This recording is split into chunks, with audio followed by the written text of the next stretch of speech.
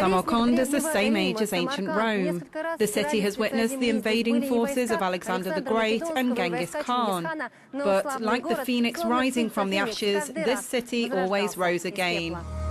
Samarkand is the second largest city in Uzbekistan and is more than 2,700 years old.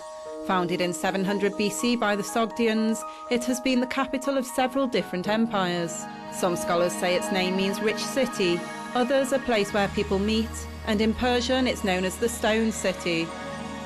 Samarkand has always played one of the most important roles in the Silk Road's many routes because of its favourable geographic location in the heart of the Silk Road. It has traditionally been a crossing point for the East and the West.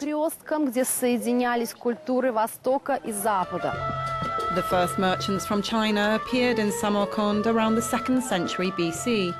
They were particularly interested in local horses. For centuries, the Samarkand markets were among the most famous markets on the Silk Road. There was a special market for silk tissue, another for coloured tissue. In fact, we're speaking not just about simple markets, but about very large wholesale markets. The trade infrastructure here in Samarkand was probably better developed than anywhere else on the Silk Road, and that's why various rulers in different eras chose our city as their empire's capital. The most famous ruler to proclaim Samarkand as the capital of his mighty empire was the great Timur. He hired the best architects and engineers, intending to create the most beautiful capital in the world. Legends about this fairy tale city spread from Europe to China. Masters from the Timur era, as well as the ruins of his summer residence in Shahrizabs, 80 kilometers from Samarkand, are UNESCO World Heritage listed sites.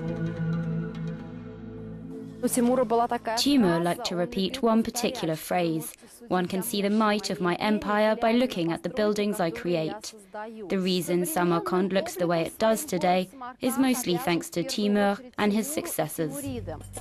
Located in the heart of modern Samarkand, this madrasa is part of the heritage established by Timur's grandson, Ulugh Beg. He was a scholar himself and created one of the most advanced educational institutions of his time in this region. Another wonder left by Ulugh Beg is his observatory, which he constructed on one of the Samarkand hills. Only the underground part of the giant sextant has been preserved. With the help of this instrument, Ulugh Beg calculated how the planets move every year, the length of a year, and the distance between 1,018 different stars. It's dawn and the stars can still be seen in the sky when the Siab market opens. Established in the days of the Silk Road, the market sells the local flatbread, a real treasure. Legend has it that the great Timur once asked for the bread during a journey far from home, but the taste wasn't the same. The cook was granted a pardon because one major ingredient was lacking: the air of Samarkand. This flatbread can only be cooked here. People travel from other cities especially to buy it. They even come from Tashkent. It wouldn't be possible to make this bread in other cities. A thread of silk still connects modern Samarkand to the time of the Silk Road. This fabric, produced in the region, is used to create handmade carpets. It takes months or sometimes years to make one silk masterpiece, which can then be preserved for centuries. Every carpet carries a history, and some of the patterns have existed since the times of the Silk Road. The El Morosi Theatre offers another way to really feel the city's history. Their historic fashion show presents costumes from different eras in Samarkand's past. Designers used archaeological discoveries as inspiration for their designs.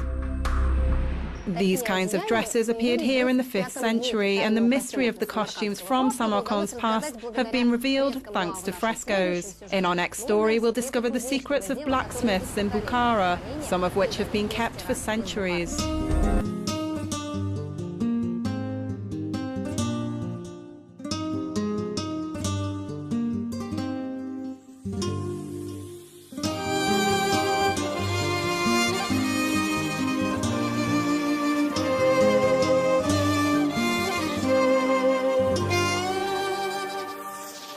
همیشه غمگینو اگر تو رو نبینو ای بهترینو برای عشقی تو تا کی دوی دنبالی تو میام بگو دنبالی تو میام بگو حالا کجایی تو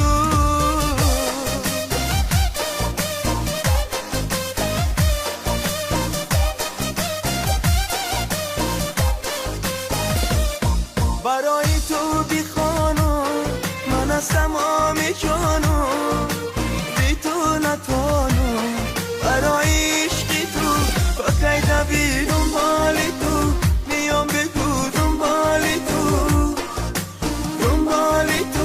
میام بگو حالا کجایی تو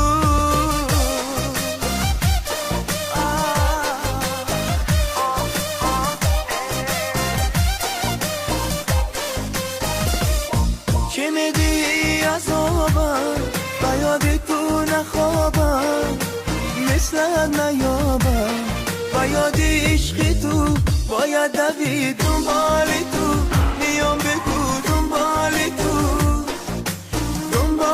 تو میام بگو حالا کجایی تو